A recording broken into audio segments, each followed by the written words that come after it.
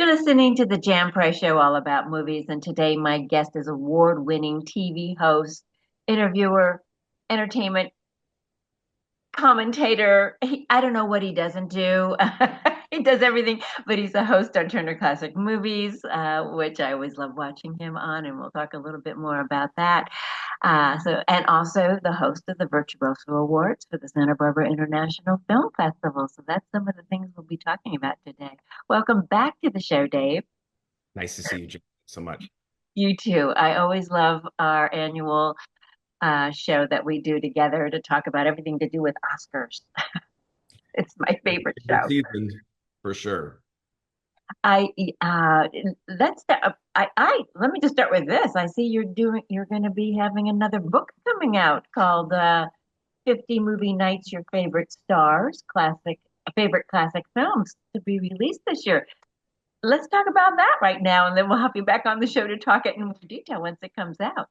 Sure. Yeah. So the book is called 50 Movie Nights. And in this new book comes out in September, I interview 50 celebrities about one of their favorite classic movies that they talk about and recommend and speak about what their personal connection is to that movie. So I have Scarlett Johansson, Carol Burnett, John Hamm, Paul Rudd, Sarah Jessica Parker, Tom Ford, all doing new interviews with me, picking a movie that is very meaningful to them in some way, movie from the 30s all the way through the 90s. So it's just another way that we're trying to keep, classic films alive. It's a TCM book, like my first book, 50 Oscar Nights was.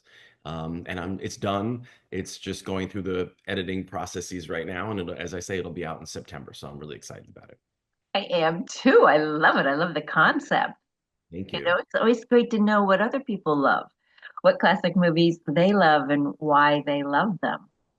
Right. And I found out in doing these interviews that I was learning just as much about the person as I was about the movie that they were recommending from what they were talking about and what the life experience was that brought them to that particular movie and how it's shaped and influenced them since. So it was really fun and fascinating to do. And it was a great excuse to talk to a lot of my favorite people. I can't wait for this book to come out, Dave. Thank So you. when it comes out, we'll have you back on the show. An Sure. extra bonus this year. Yeah. Two shows instead of one with Dave. Well, let's talk about the sold out Virtuoso Awards at the Santa Barbara International Film Festival. Once again, you have knocked it out of the ballpark. You've got some amazing people coming this year. Let's talk a little bit about that. I had no idea it was sold out. You've just broken that piece of news to me. So that's great. Yes, it is sold out. Oh, good. It's Yeah. definitely sold So out. There's some people here that I can't wait to see. Oh, good. So, for people who are not familiar with this event at the Santa Barbara International Film Festival, this is my 16th year in a row hosting this event called Virtuosos, where we honor 8 usually breakout performers of the year who have had, a performance in a film that really got them attention. So, our 8 honorees this year, we have 2 of the actresses from One Battle After Another, Chase Infinity and Tiana Taylor. We have Renata Reinsve, the star of Sentimental Value. We have Sydney Sweeney for a boxing movie that she did called Christie. We have Jeremy Allen White, who plays Bruce Springsteen in Springsteen. Wagner Moura, the star of the Brazilian film The Secret Agent. And Jacob Elordi, who's on a real roll right now in the award season for Frankenstein. But I'm not going to play favorites. But if I have a favorite, it's the one person I haven't mentioned yet, and that's Amy Madigan for the Yes. movie Weapons. And I love that performance. I love that movie. I love her. I love this moment that she's having 40 years after she got her first Oscar nomination for the movie Twice in a Lifetime that she was in 1985 with Gene Hackman and Anne Margaret and Ellen Burstyn. She's back now in her 70s with her. I mean, you and I are recording this before the Oscar nominations are Right, coming out. right, right. She's she's going to be nominated, and I think will probably win. So Oh, good. I agree that because she's one of the two. I mean, I really want to see Jacob Elordi, but we'll talk about him. But definitely her. And although I have to say I have not seen that performance yet, so I'm hoping to see it because now that she's getting all this Oscar buzz, I definitely hope that they re-release it or it's streaming somewhere. I don't know, but so it's on HBO Max. It's oh, on it's HBO. okay. Okay, good to know. It's sitting there waiting for you in All your right. notes. It's, you know, it's an out there movie. It's technically a horror movie.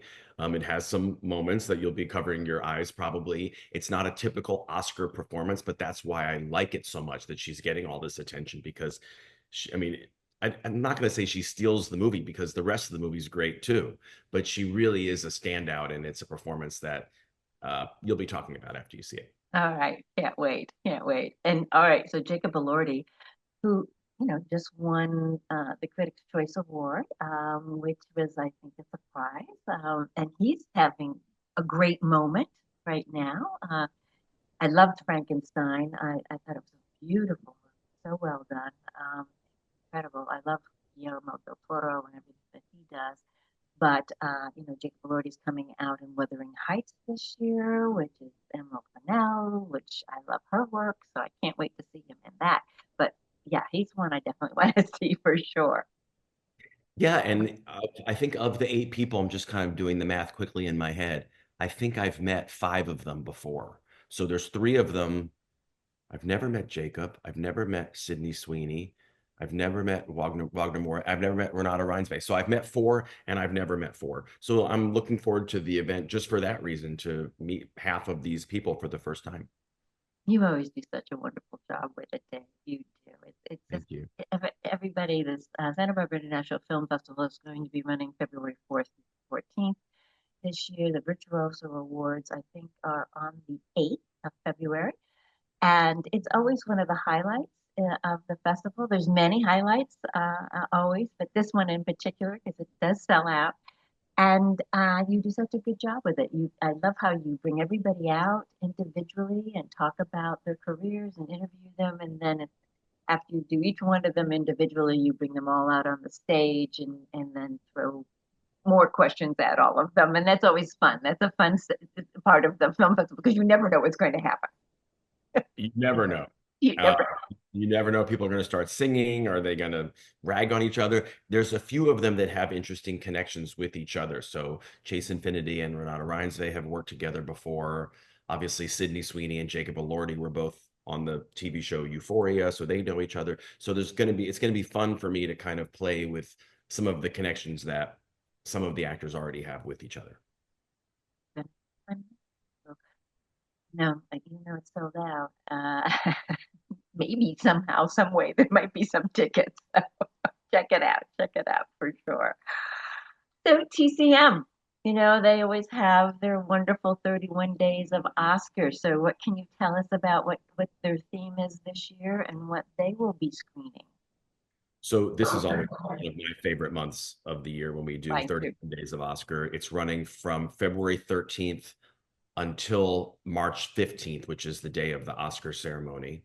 And our programmers always come up with an interesting way to structure it and theme it.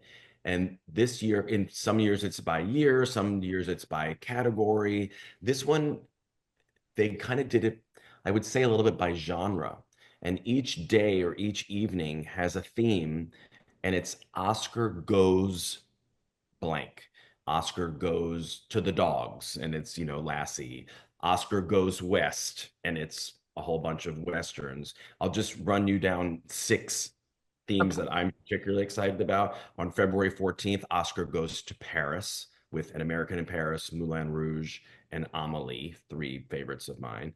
On the 18th of February, Oscar goes to England with My Fair Lady and The Remains of the Day, a great classic, and then more of a modern classic after that.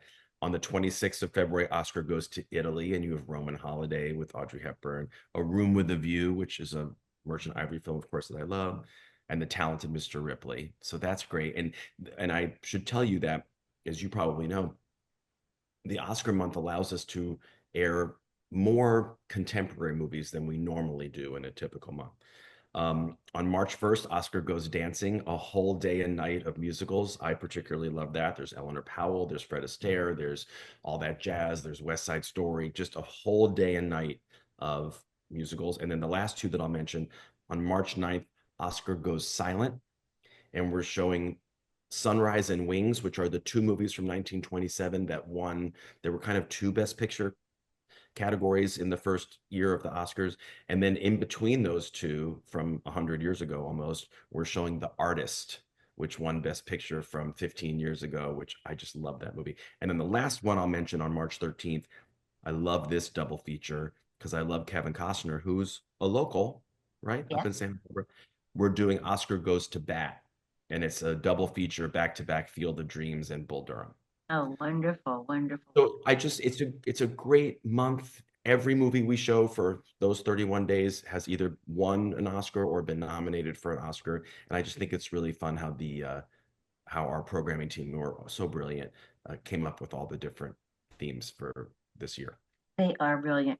I just love watching in between the screenings of the films. I record a lot on TCM, and I just love watching the different segments they put together. They're so brilliant. Each one, and obviously honoring, when they do the person dies, but this year, the annual at the end of the year, highlighting all the different actors and actresses we love, or directors, cinematographers, makeup artists, everybody who has anything to do with making a movie, how they put that together. It's just so, I cry every time I watch it, actually. They do such a good job. We have incredible producers. The two people that put that in memoriam together every year, Christian Hammond and David Byrne, they're so smart. They're so great at what they do. And I'm just like you, Jan. I mean, even though I work for TCM and I'm on the channel, I watch it as a fan all the time. And I'm completely in agreement with you. My favorite part is oftentimes the stuff that's in between the movies. We call it the interstitials. And it's all these little tidbits and well, it's like a gold mine each time, and you never know what's gonna pop up, and it's an absolute pleasure to see what our team puts together. It is, it is. I have a programming suggestion. I thought about this over the holidays. I thought about it different times. I love Affair to Remember, and there have been I think four different versions of that film. There was one with Charles Boyer, and I think I've done, and then there was the one with Cary Grant and Deborah Carr. Deborah Carr, which I love, but also the one with Warren Beatty That's right. and his wife, Annette Bening, and then play Sleepless in Seattle after. And run them. That would be a great night of all of four of those films and culminating because I watched the New Year's Eve. I was home and I was pouring rain here. And so I loved it. Toast with the Host. I watched it. I loved every one of those movies that you had and all romantic comedies, which is what I love. And but I thought, oh, they should play all of those back to back to back. And then end with Sleepless in Seattle, which is so much like it. So I don't know. That's just an idea. I love that. So it, I don't know if we've ever done it before. I don't know if we have the rights to all of them, but I'm going to find out. I love yeah, that. I mean, I know you've played all. I don't know if you have the one. It's the one with Annette Bening and Warren Beatty, but that one's not shown very much anywhere. And that's Katharine Hepburn's last performance, That's I right. believe, within that film. I think Perfect fit for us for 1994 that was reason. it, Yeah. something Yeah. like that. Anyhow, I love movies. Then I also want to talk to you about Camelot because I watched you on Saturday with Camelot, and that's one of my two all-time favorite musicals. The other one's West Side Story. But Camelot, I cry all the time throughout the whole movie, and it's so beautiful. And I was reading about it afterwards because I thought, oh, I gotta find out what people thought about the movie, even though I loved it. I saw it when it originally came out. I'm an old broad, as I say. Anyhow, and fell in love with Richard Harris then. But it wasn't well received. It wasn't. It was really seen as kind of like a lesser My Fair Lady, of course, the same composers. And even when you watch Richard Harris, he's kind of doing that same speak singing that Rex Harrison did in My Fair Lady. I mean, it is beautiful, and it is great to see Richard Harris and Vanessa Redgrave together. They definitely have a good chemistry. Franco Uh, Nero. yeah, but Richard Harris really wanted that part I badly. That's what you said. Yeah, what did he pay for his own audition or something like that? That makes sense. I mean, he was very eager to do it. And you look at all the amazing things that he did in his career. I think a lot of people would put that, retroactively at the top of the list, even though it wasn't so well received at the time. I think it's lasted and people do still enjoy it. He's the heart and soul. I think that's what you said too. when you watch it. I mean, and something I was reading reviews afterwards that they complained about the close-ups, and I was like, that's why it's so beautiful. Is that first of all of them are beautiful. All of the actors are beautiful in their own way. But then to see, him and Richard Harris just carries that film in such a beautiful way, and you just feel his pain and agony, and his joy in the beginning, but his pain and agony. It's just so heartwarming. As I said, I cried a lot when I watched it. I had the pleasure of interviewing Franco Nero. I Wow. fell in love with him, obviously during that movie. But he did a film, the Collini case, and he was in Italy, and the director was in Germany. I was in Carmel at the time. My producer was in Monterey, and we, it was during the pandemic, and Vanessa Redgrave's in the background. She's helping him do the technical stuff. That's It was wonderful. I said that was a lifelong dream to be able to interview Franco Nero. It was absolutely. But yeah, I mean, last thing I'll say about Camelot is, the director Joshua Logan. I really appreciate the close-ups. They're atypical for a musical, right? But it brings you in. But it's interesting because there were people who didn't love that, and it makes me think of South Pacific, which he also directed, where he put those color filters on that I like, but everyone hates. So he's, throughout his career, he's done with his musicals, particularly, he's done some interesting directorial choices that maybe felt strange to people at the time, but I think live on quite well. I think I mean, I was so happy that that was your first musical of the year. I was like, Yep, wait, one of my favorites.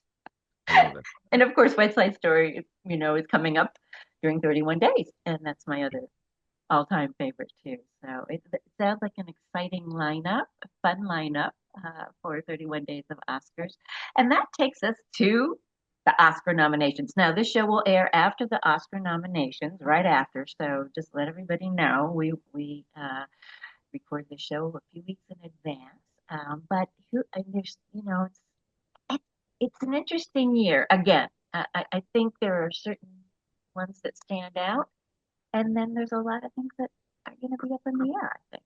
What are your thoughts?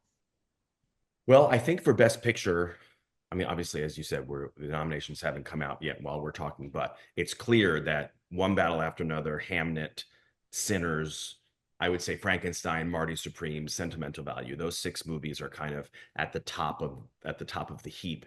And I would argue that the only three that have a chance to win would be Hamnet, Sinners, and One Battle After Another. And I would even finesse that a little bit more and say it's really probably between Sinners and One Battle After Another. Interestingly, both movies released by Warner Brothers. I can't recall in 30 years of covering the Oscars very closely a year where the top two films were released by the same company. So that's interesting and adds a little bit of a wrench in there.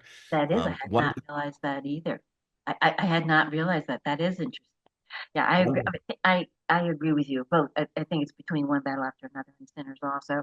A dear friend of mine who's also been on the show does all of Christopher Nolan's IMAX camera work, and he's created a camera, and he worked on Sinners, and he was just getting ready to leave. We'd gotten together for something in LA, and he's getting ready to leave, and it was a top secret project. All I knew was, Ryan Coogler, New Orleans. And that was it because they kept the lid on that one. So it was, and it's not my kind of film. I don't like horror films. That's why I didn't see Weapons to agree a beginning. But this I went to see right away because it's so much deeper. It's not really a horror film. It's oh, got for sure. lots of messages. Yeah, absolutely. And I mean, the direction is great. The whole cast is terrific. Michael B. Jordan playing these twins is magnificent. I kept And wondering if it was really him playing those parts. it was. I mean, for me personally, One Battle After Another is my personal favorite movie. So that's the one I'm kind of hoping will win. Me too. But it's Sinners, that's a great choice as well. Either one. I'd be happy with either one, because I think they're both brilliant in their own way. I saw One Battle After Another with, they had a special screening at UCSB, and it was with the editor, and he graduated from UCSB. So he was there talking about the editing. Then I went back and saw it again with Santa Barbara International Film Festival, they at the Riviera Theater, and they had Regina Paul. Hall, and they had Chase Infinity, and they had the cinematographer there after the film. talk about it. So they were both really meaningful to see it twice. I loved it more even the second time than I did. I mean, I loved it the first time, but even more, and it was amazing that how wonderful it stands up. Because some movies you see them a second time, this wasn't one of those. Yeah. And I think in a similar way, I think for best director, it's going to be between those two filmmakers, Ryan Coogler and Paul Thomas Anderson. And unless there's been some kind of shock, Paul Thomas Anderson is now a 14-time Oscar nominee by the time this show We, airs and has never won an Oscar. And I think uh, at the very, very least, he will win adapted screenplay for One Battle After Another. But I also think it's a very good chance that he'll be a three-time winner on March 15th, because I think he probably could win screenplay, director, and best picture. I know, and that's okay because I think he deserves it. He nominated so many times, and his work is so wonderful. And I love Ryan Coogler, so nothing, not taking anything away from him at all. And we look forward to other things that he continues to do too. Okay, the best actor category is really full with a lot of great potential nominees and winners. So thoughts right now. I mean, we're also recording this before the Golden Globes, which can say a lot of what was going on. All we've had right now is the Critics' Choice Awards and some of the other earlier awards in December. Yeah, I mean Rose Byrne for If I Had Legs, I'd Kick You. She won a lot of the big kind of highbrow critics awards, New York and LA and National Board of Review. But I do think once some more of the kind of larger voting body prizes come into play, it's going to be Jessie Buckley, who won the Critics' Choice. I think it's going to be hard for anyone to beat her. She really strikes me as someone who is going to do very well throughout the entire season with SAG Awards and Academy Awards. So, although I do think the male acting races are a little bit more up in the air, I think Jessie Buckley has this one sewn up. I agree with you. I definitely agree. And Rose Byrne too. But okay, so best actor. Timothy Ah, Chalamet just won for Marty Supreme with the Critics' Choice, but we've got Leonardo DiCaprio, Michael Jordan, Ethan yeah, Hawke. I love that movie. yeah, I think Timothy Chalamet is certainly the front runner. He's the one to beat, but I also think if there's a one battle after another sweep, then I could see Leonardo DiCaprio coming in and winning. I mean, there is this interesting thing with the Academy where they often give the awards to younger actresses but older actors, and that's why there's been all these like 20 something best actress winners, but there's only ever been one best actor winner under the age of 30, and that was Adrian Brody when he won for The Pianist.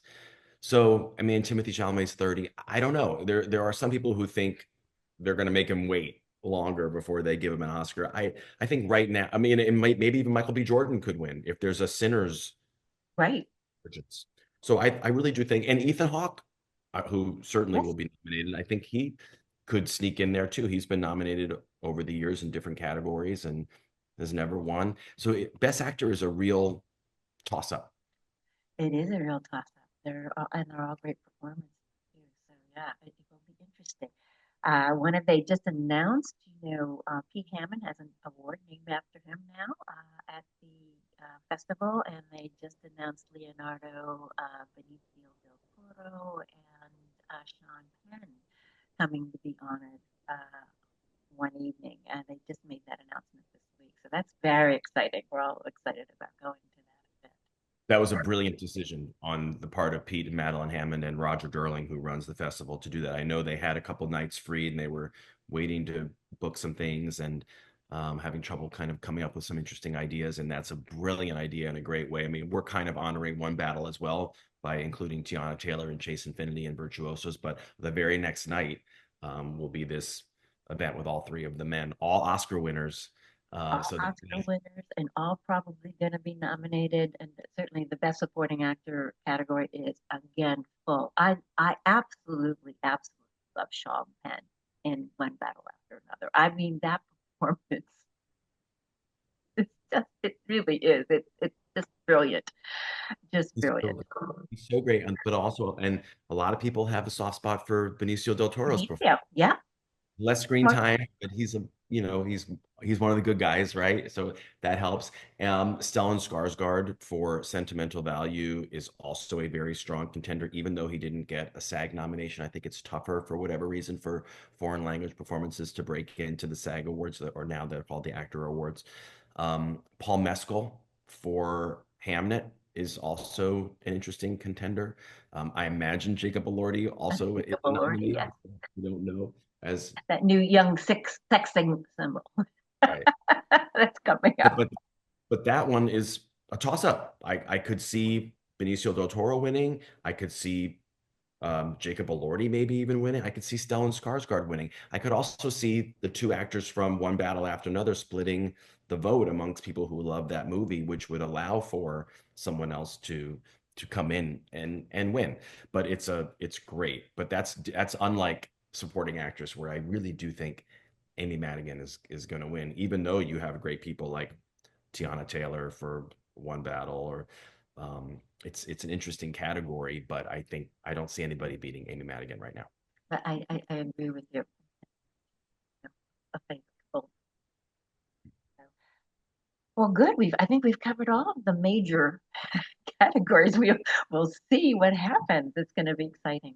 Are you covering anything this year? Are you doing? I know some years you've been at the Academy Museum and you've been people there, and sometimes you've been on ABC doing Yeah. a show. Anything going on yet? As as of now, the only thing that I know I'm doing is going to be at the Oscar nominees lunch, which is in the middle of February, where all the nominees get together and meet each other, and they do some interviews. And I'll be there for TCM, like I have been the last couple of years, sitting by the pool at the Beverly Hilton and interviewing a lot of the nominees about their movies, about classic movies that they love, classic stars that they love. And that's always a highlight for me, because it's a different kind of interview than the ones they normally do, you know, while they're on the Oscar circuit.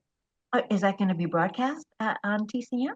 And we usually those are on TCM social media, but then they're also usually cut together as like a montage that runs during 31 days of Oscar. Okay, good. All right. That'll be Well, fun. it's always good to see you. We've got an exciting couple of months coming up.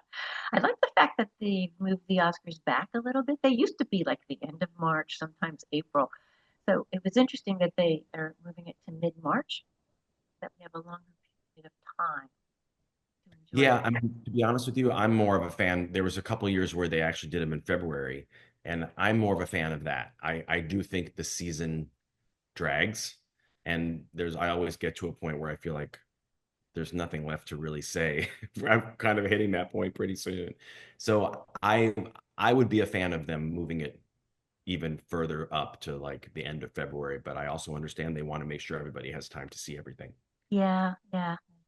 True. Well, the year that they did it, the earliest that I remember was February, I think it was February 9th. And that was 2020. And I thought, whoever had the foresight to have the Oscars that particular year and moved it up. I mean, that is really early to have them. I remember because I interviewed Brad Pitt on the red carpet here at SBIFF and several other people, but Brad Pitt really stood out. And then they had the Oscars, and then the pandemic came, and we were all shut down. And if they had done it later, we probably would not have, maybe had the Oscars. Certainly not the way we normally do. And then, well, and the next year we definitely didn't have them out. That's right. Wow, I didn't realize that they were that early that year, but thank goodness they were. Yes, that's what I said. It's like one of those little miracle things that happens. So, oh, Dave, thank you so much. I wish you a wonderful year. I look forward to seeing you at the Turner Classic Movie Film Festival at the end of April, beginning of May. That's a little later this year too. So I look forward to Yeah, seeing you then and having you back on the show with your new book too. I wish you much great. success. And I'll see you at the Virtuoso Awards, of course. Absolutely. Thanks so much. Thank you, Dave. I always appreciate having you on the show. Thank Bye. you. Bye. Bye bye.